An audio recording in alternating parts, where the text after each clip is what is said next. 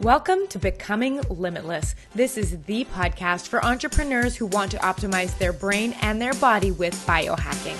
I'm going to teach you how to eliminate brain fog and upgrade your health so you can have more productivity, energy, and growth in your business. I'm your host, Tanessa Shears. Let's jump in. Welcome back to the Becoming Limitless podcast. If you're listening to this episode when it goes live, Happy New Year.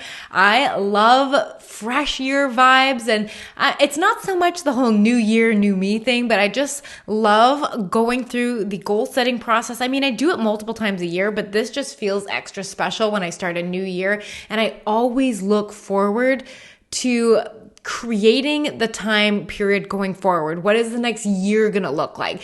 What is my business going to look like? What is my personal life going to look like? And I find that this time of the year, or honestly any time if you're listening to it, comes with a lot of reflection on what is working and what is not. So a couple of weeks ago when my husband and I were doing this whole process of, what do we like about what we're doing? What's not working and stuff like that? One of the things that really was starting to stand out to me was my boundaries between my personal life and my professional life, and my ability to stay present weren't as focused as I would like. And you know what's interesting is I started talking to clients about this and friends, and I cannot believe how many people have this exact experience that I have. It's basically like they get up and one of the first things they do is check their phone, or they go on Instagram for a little bit, or just quick pop into the email, see if anything came in overnight, and then they'll go through their morning, they'll get ready, and because they lost some time on Instagram, they're suddenly rushing through their morning and they don't like how it feels when they start their day, and then they go through work and their phone is distracting here, or they meant to post something on Instagram and all of a sudden now they're lost down the rabbit hole of watching stories. Or this is the most common one I actually find, especially with my clients that have kids, is I'll be talking to them and they'll be like, yeah, I get to the end of the day and I'm like sitting with my kids and I almost can't stand just not being engaged somehow. So I'll just quickly open my Instagram to look at my post, or I will check my business email again, or I'll see if a client responded to me. And we get lost in these rabbit holes. And one of the things that my husband and I talked about is like, are we missing out on the experience of our life and what we've created this life of freedom for with our businesses? And are we missing out on the moments because we're purposely getting distracted with things like social media or TV? And we even found as the weather has gotten darker, it's been a lot easier to just watch a TV show with dinner. But then I personally, I don't love the way that feels, is just spending so much time plugged into technology. And I really realize that at all points, I am being entertained by a computer screen during the day, a phone screen during the afternoon. We're watching TV, and then I read on my Kindle, and I'm just like, I don't know that this is how I want to feel. I don't know that I'm ever just where I am, because my brain is being allowed to keep jumping back into my business, and I just feel like I can't separate it. So this was something I was like, going into this new year, I no longer want to be the mom or the CEO that is so wound up in checking my stats and my business, and if I got a response to that DM, or if that new client signed up, or if they paid, or all those stuff that we repeatedly check over and over again, even though even regardless of the answer, it wouldn't serve us either way if somebody did read the DM or they didn't read the DM that we sent. And we really get caught up in this type of stuff, and we tell ourselves it's important. But at the end of the day, if we are not enjoying the lives that we are creating with the freedom of our business, we're really missing out. And for me, this was I just don't want to be that person anymore. And it didn't feel good. So a couple of weeks ago, my husband and I sat down and decided that we are going to be doing a technology detox. And as of the time I'm recording this, we've actually already started and are into it. Now, I want to kind of give you this idea of that was what stirred it all. And after talking to so many of my clients and seeing how distracted everybody is, and how that compulsive phone use that we have is not really adding to the quality of our lives. And we just deserve time off for our businesses. We deserve to not be plugged in all of the time, right? So in today's episode, I just want to lead with this quote from a book called Digital Minimalism by Cal Newport. And it inspired this entire digital minimalism, detox, declutter that I'm going to be talking to you about today. But this was the quote: compulsive phone use or TV watching papers over a void created by a lack of a well-developed leisure life. Oh, I loved that so much when I heard that. A compulsive phone use or TV watching papers over a void created by a lack of a well-developed leisure life. So many of the times when I have these conversations with clients, and I'm always having them with myself about setting these boundaries, here's what we'll say. Well, if I don't watch TV after I put the kids to bed, or if I don't scroll on TikTok, or if I don't insert whatever it is we're doing, what would I do? Because it's amazing. And this book really highlighted it to me. I read it about a year ago, but I've been rereading a lot of the notes that I've been taking, is that, oh my gosh, we are, as entrepreneurs, sometimes become so consumed in our business that we lose our well-developed leisure life. We lose ourselves outside of being a mom or a dad and a business owner. And, we're always so used to being in these roles that we don't actually have identities and hobbies and interests outside of who we are in this business situation. And it's because of that we don't know what we like to do. And so this idea, if you take my phone away from me or you turn off the TV before bed, what is left? What do I do with my time? And that can be pretty scary, especially if we've been using that phone to paper over that void where it's normally been loneliness or anxiety or stress or overwhelm. And that TV watching or frequent phone checking or scrolling has just been numbing, right?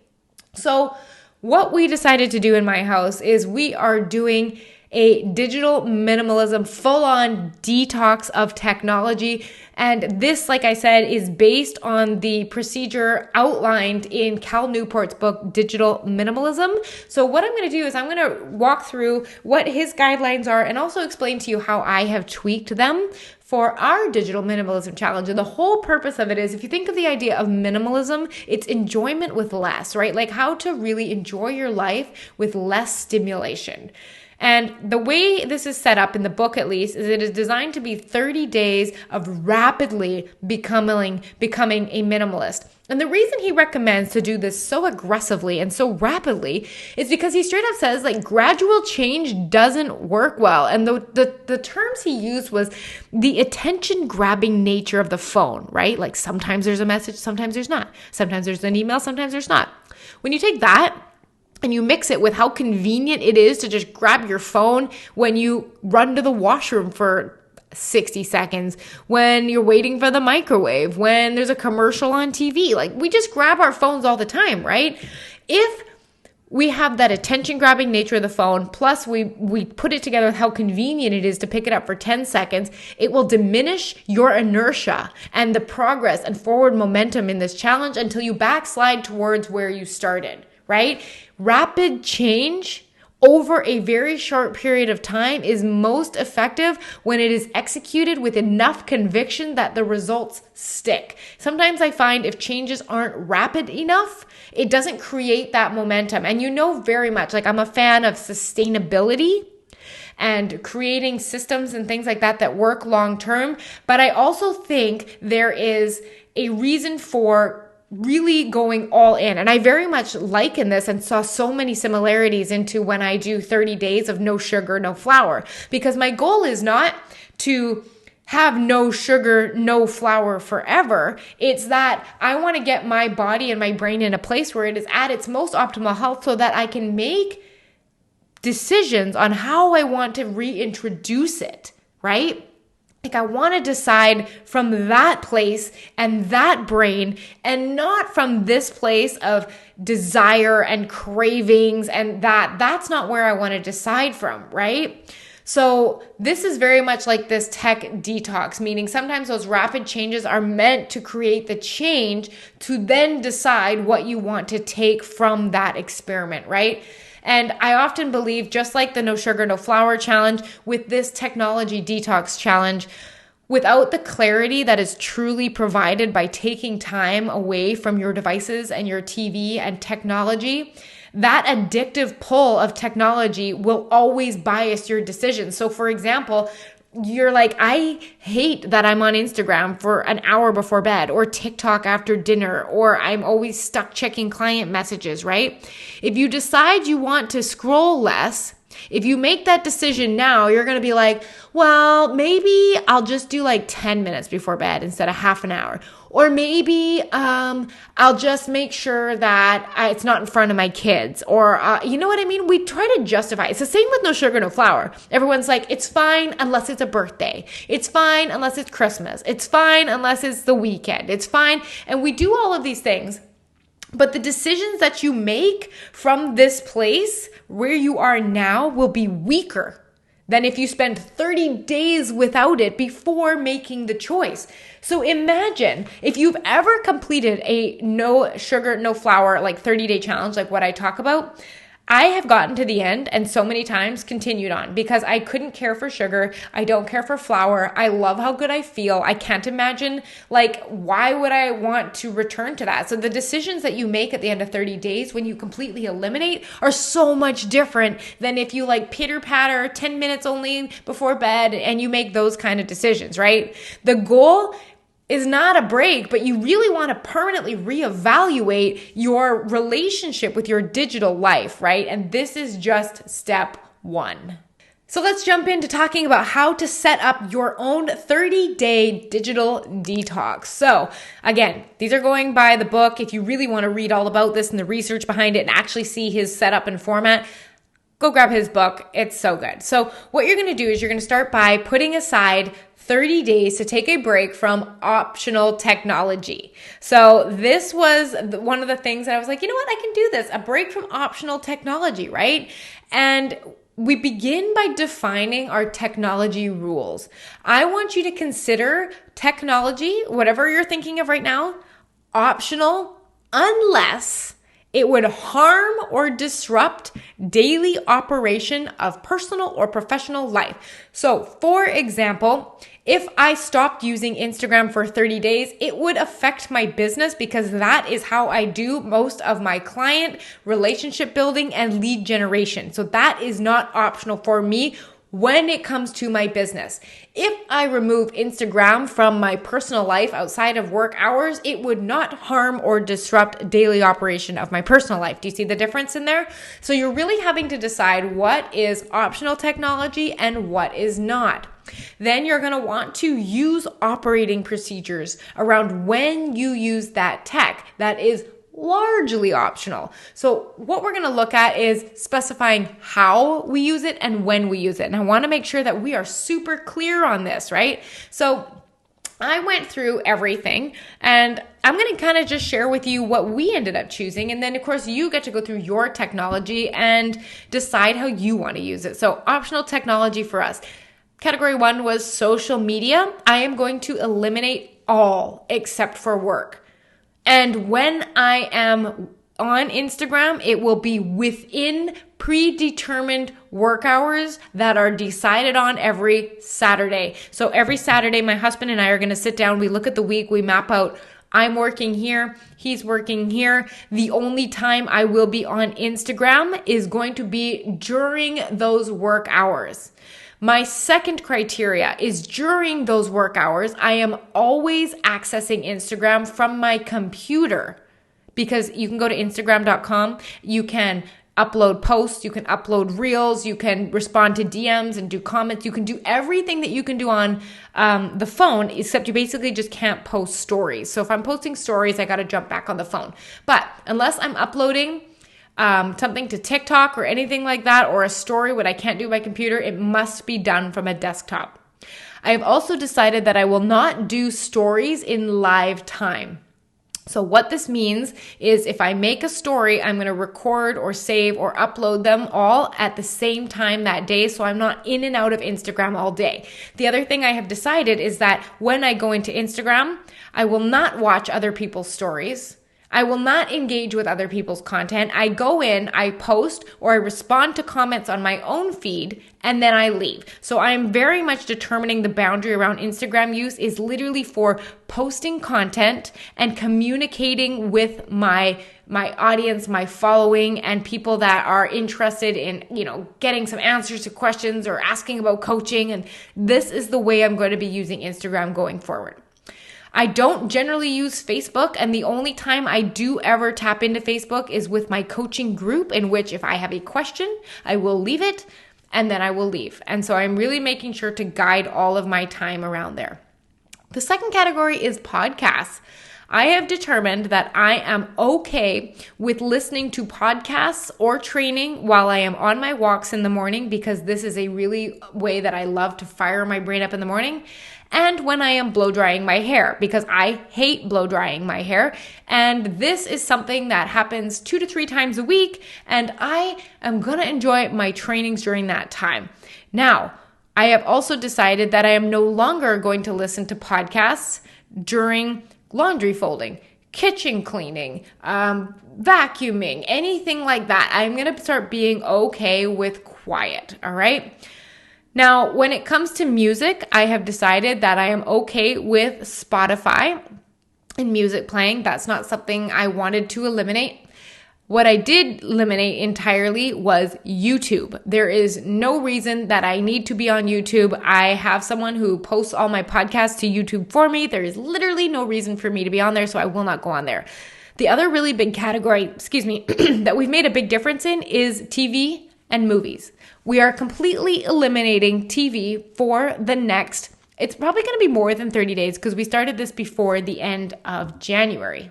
But I kept finding us getting sucked into this cycle of watching TV because we always watched it, at dinner time, but there wasn't really anything we're watching. So we're kind of just finding something to watch in the meantime. So I found that I would rather be uncomfortable and find something else to do, whether it be read or write or play with my kids, than watch TV in the evening. So we are fully eliminating TV and movies. With my Kindle, I have decided I'm okay with my Kindle. I don't have a problem with that. I don't really use it any other way than someone would use a book. It's just all my books are stored on my Kindle. My phone, here's the big change. We are now keeping our phones in another room at all times on silent unless one of us is out with the kids. So for example, if my husband Flynn takes out my 2 daughters, my phone will be on loud in case there is an emergency. Now, the best part about this so far that I've noticed is by not having my phone in the same room as me or within arm's length reach, it is amazing how much just that move alone removes the temptation to just grab it and check it, even if you don't really intend to. So you just kind of your thumb is scrolling, and this has been so great. I've also decided that using any type of camera, whether that be the baby cameras or the phone, is totally okay with me. So we went through our technology and this is what we defined. So the big change is basically we're not using our phone at all anymore unless it's to communicate with family. I will not be watching any TV or movies or YouTube, anything like that, and no longer listening to podcasts to distract myself during household chores. So that is part 1. It's you need to decide what is optional technology and how you want to move forward with it. So I then went on to step 2, which is to explore and rediscover activity and behaviors that you find satisfying and meaningful. And I was like, oh boy.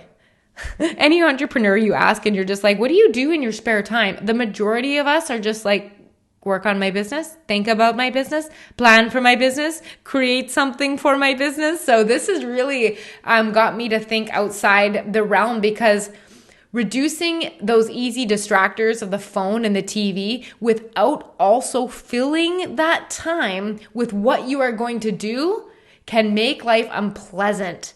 And it is likely to undermine any transition into minimalism. So for example, if you don't sit down with yourself and say, hey, here's what I'm going to do when I stop being on my phone all the time every night, or I stop watching TV every night, you're going to notice that you're going to be what do I do with all this time? And that honestly has been one of the biggest things I have noticed so far.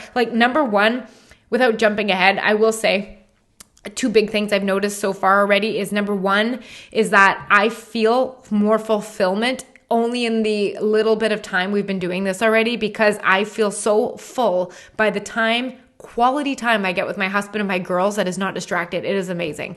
The second thing is I can't get over how much time I have. And I'm like, gee, I didn't think I was spending that much time on my phone, but I can't get over how long the day felt when you're not always plugged in. Like 2 benefits right off the bat.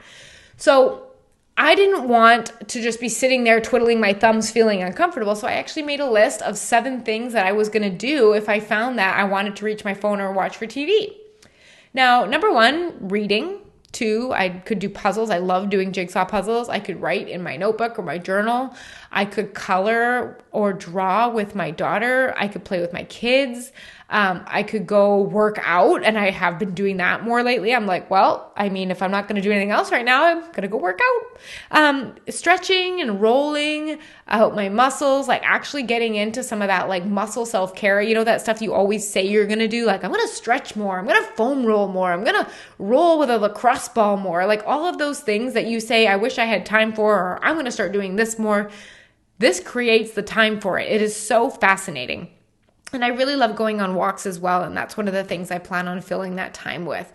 Another benefit, I'm just going to keep throwing these in there as I realize them.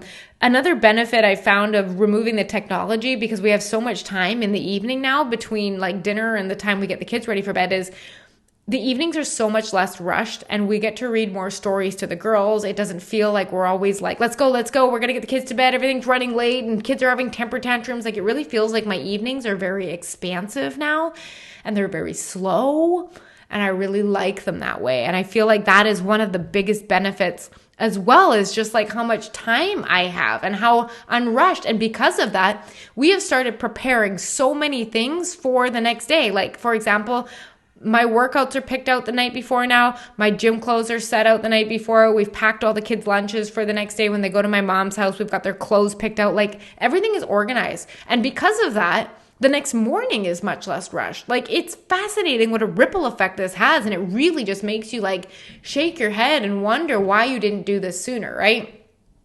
So basically, we want to have a list of things you are going to do in place of the technology you remove, because you are more likely to succeed in decreasing the technology use in your life if you have a high quality alternative to do in comparison to the easy distraction they provide. And it goes back to that quote that we talked about at the beginning, like that TV and phone use, it just papers over a void created by a lack of a well-developed leisure life. So if you spend time rediscovering activities that generate real life satisfaction, you create a better life that you no longer need to distract yourself from anymore, that you no longer need to waste time trying to avoid. You just get to live a better life. And I'm all about that. So the third and the final step, let's say I've gone through step 1, through step 2, we're in the middle of it right now. But what do you do when you get to the end of it, right? Like, how do you know what to add back in? So, like I said, we're not at the end of this challenge yet, but I do want to make sure that you have all the material you need to go through this challenge in full. So at the end, what Cal Newport recommends is introducing technology starting from a blank slate. So let's pretend you use no technology at all. Determine the value it serves and how specifically you will use it so as to maximize its value. Being like, does Instagram directly support something I deeply value? I deeply value feeling present with my girls, feeling like I'm taking care of myself by reading and going on walks. Does Instagram directly support something I deeply value? No. And then another question is this technology, is Instagram the best way to support this value? No, again, no.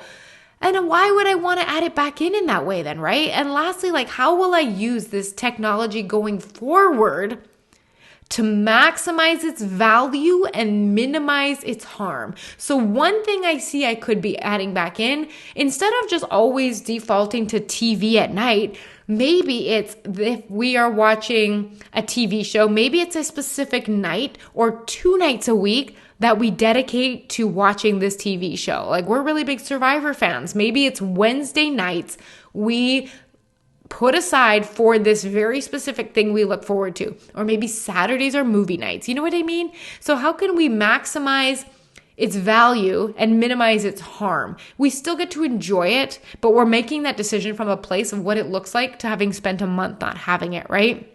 And then lastly, does its role stay constrained within a standard operating procedure that specifies how and when I'll use it? So I just talked about that example of how we would do that with bringing TV back in. And that's kind of how I foresee it, because now that we've been without it for a while, I'm just like, I don't know that I loved it enough to bring it back, knowing what I have gained without it, meaning gained that feeling of having enough time with my girls, of being present, of seeing them grow up, of talking to my husband uninterrupted. He's not on his phone. I'm not on my phone. We're watching TV together present. I get to check out of my business. Like, I actually get to put my business down for the day. And I have now learned that there is no emergency, no message, no nothing that cannot wait until I am back in my business. So this is the process that Cal Newport has outlined in his book, Digital Minimalism. It is a fantastic book. I recommend picking it up. And this is how we have been implementing it and some of the lessons that we have been learning along the way. And my gosh, I gotta say, I don't know why I have not started this earlier. It has been so worthwhile, and I would love, love, love to encourage you to go back through this episode, take some notes, and apply it to your life. And when you do that, I want you to reach out to me on Instagram, direct message me, and tell me I'm doing the digital minimalism challenge that you talked about on the podcast. Because you know what I'm going to do? I'm going to get all excited and I'm going to nerd out with you. And I'm going to be like, oh my goodness, tell me what leisurely activities you're going to be doing instead. What did you remove? Because I love talking with you guys. And if you have listened to this episode, like, please, please, please come say hi on Instagram. You don't know how much it makes my day to hear from you guys. Don't ever feel intimidated or like you're bugging me. Like, this is fun for me. I do this not only as a business, but as something that I love. And of course, if you're like, you know what? These kind of things are exactly what I need, but I need help putting it all together. I would love to invite you to book a consultation call and talk about working with me in a one-on-one fashion or inside one of my programs. So you can do that by going to the link in the description. I basically help 6 and 7 figure entrepreneurs optimize the way their brains work so they have more energy, focus, and clarity in their business. They make faster decisions so that they can also feel better and then have more time for the things that really matter in their lives, like family and kids, and not just feel like the default after a hard day of work is Instagram, TikTok scrolling, or TV. There is more to your life than that. Let me help you find it. Otherwise, you guys have an absolutely beautiful week, and I will talk to you next time. Bye. Hey, if you're hearing me right now, you might be an entrepreneur who feels like this. Every single thing I had was going into my businesses and there was no room left for me. And that means I wasn't eating right. My stress levels were just off the charts. And I was getting these headaches and I just felt like my health was not where it could be, where it should be. Every day I woke up really tired, and actually all day long I was tired and I couldn't understand why. And this was really in the way of my productivity. I gained 20 pounds in 1 year, and that's mostly because of work stress. I've never seemed to have the control over my own health. This podcast will help you with all of that. I'm sharing everything I know and everything I'm learning about how to get healthy, optimize your focus, and eliminate brain fog for faster business growth. But if you want someone to take all of these strategies, create a simple plan, and help you bring it to life with weekly coaching, I'd love to work with you in my Becoming Limitless program. This is the high-touch intensive program that I have created to coach entrepreneurs like you to get back on track with their health, get really good sleep, and start waking up feeling well-rested. The biggest impact was really around overall well-being and sleep. So I started tracking my sleep, and it was very data-driven what we did. And I saw measurable progress and improvement week to week, month to month. Now I prioritize sleep. I have my whole family on a better sleep schedule. You'll get my expert eyes on what you eat and help you develop a simple plan that sticks. Well, she helped me really figure out what works for me nutrition-wise. It's not just like some cookie-cutter plan. It's let's figure out what works best for your body and just optimize everything so I can show up at my best for my family, for my business, and just feel good. And of course, have you showing up to your business with clear, focused thinking so you can scale your business faster. both my companies have grown over the last 2 years. I'm waking up more energized and I'm able to be more productive in my business. You're going to learn how to optimize your brain and your body using a combination of wearable technology, accountability, science-based biohacks, and weekly personalized coaching. I'm not only going to share what to do, but I'm going to teach you how to be consistent and develop the self-discipline that keeps this going for the rest of your life. Coaching is where the magic really happens, because without coaching, you'll end up right where you started, because those blocks and those underlying patterns that got you here are still there. You have to really rewire the way you think, and that's what Tanessa helps you do. And it's good to have somebody who's got your back, who will hold you accountable and who will help you work through this process together. I help you become a human being instead of just a human doing. You get to have your health and a successful business too. It doesn't have to be a choice. So she really taught me a lot about how to balance being an entrepreneur and a business owner and also not sacrifice my health. Yep, you can use the gold mine of information in these free episodes of the Becoming Limitless podcast to help you take control of your health, and you will feel more vibrant. But if you want, you can outsource your health to me and put your brain power back on growing your business. If you're ready to commit to upgrading your health and start feeling more energized within the next couple of months, click the link in the show notes and book in a consultation call with me. My life today is not even recognizable with the life I had a year ago. And that's because of everything that Tanessa has put into the program. So if you're on the fence, get off the fence. Your future self will thank you for it. Highly suggest working with Tanessa. I would highly suggest doing a consultation call with her, doing her program, seeing what she's about, and seeing if she's a good fit for you, because she is definitely committed to her clients and she definitely knows what she's talking about. So go work with Tanessa. She's really amazing and she's going to help you get your energy back. Hit the link in the show notes and book in to talk with me about your health, and I'll see you on our first call.